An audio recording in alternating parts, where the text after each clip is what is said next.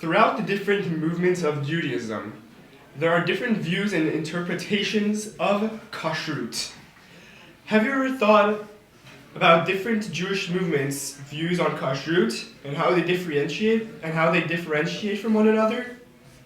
We interviewed 3 rabbis: a Reform, a Conservative, and an Orthodox. The concoction of the rabbis' responses resulted in different views of how Kashrut must be kept. The first thing we asked the rabbis was, what is the number one thing that differentiates your movement when it comes to keeping kosher from the other movements? We visited the Temple Israel of Hollywood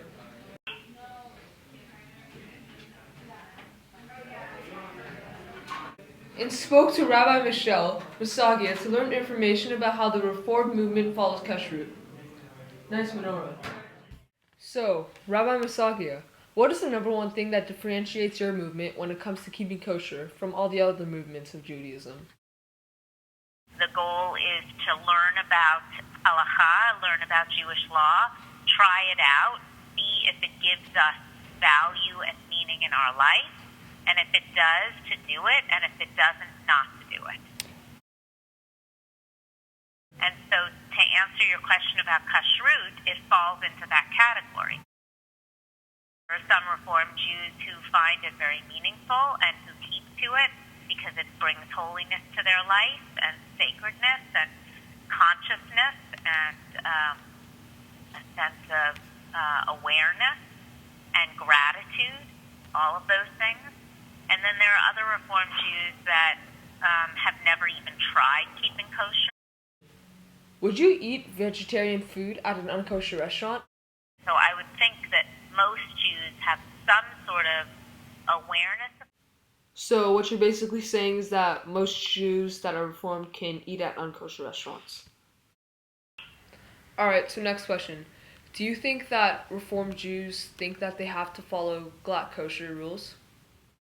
That is not what most Reformed Jews think.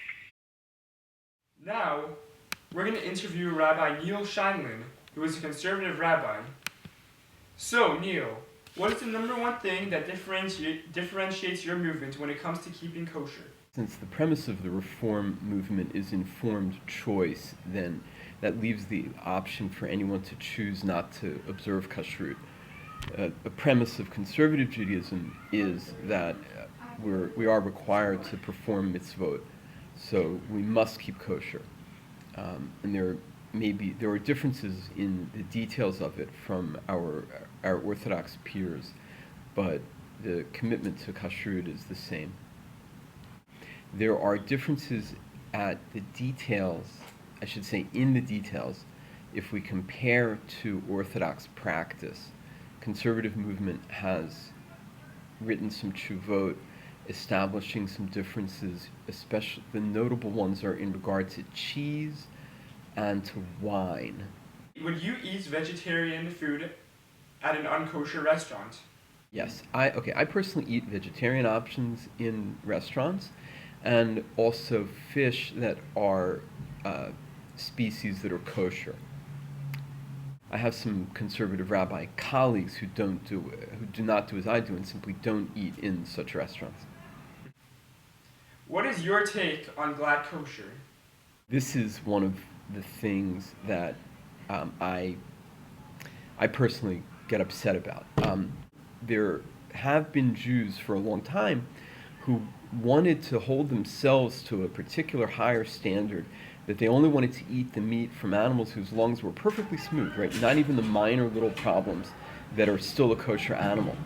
But it's become the nature of the Jewish community today that everybody has to keep this standard. Everybody has to eat only glatt kosher meat.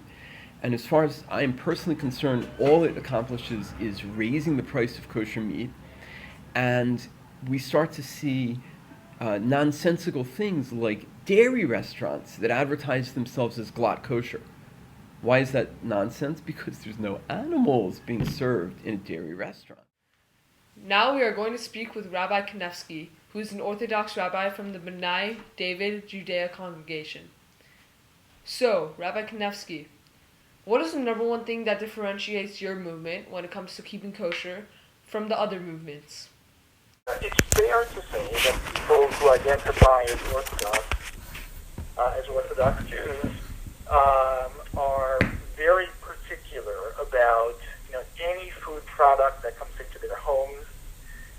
They're very particular about keeping meat and milk separate, not only the foods themselves, but also the pots, the pans, the silverware, and in general are pretty specific about not eating non-kosher, whether in their own homes or whether outside their home. Would you eat vegetarian food at an unkosher restaurant? Right, so I would not, and I counsel people who ask me that they should not. There's no one who's knowledgeable in the laws of Kashrut who is, supervising what's going on in the kitchen. Then we don't know with 100% certainty. What is your take on black kosher? It's used as a commercial labeling on bakeries, all kinds of things that have absolutely nothing to do with animals. We have just explored the different ways that different movements of Judaism view the laws of Kashrut.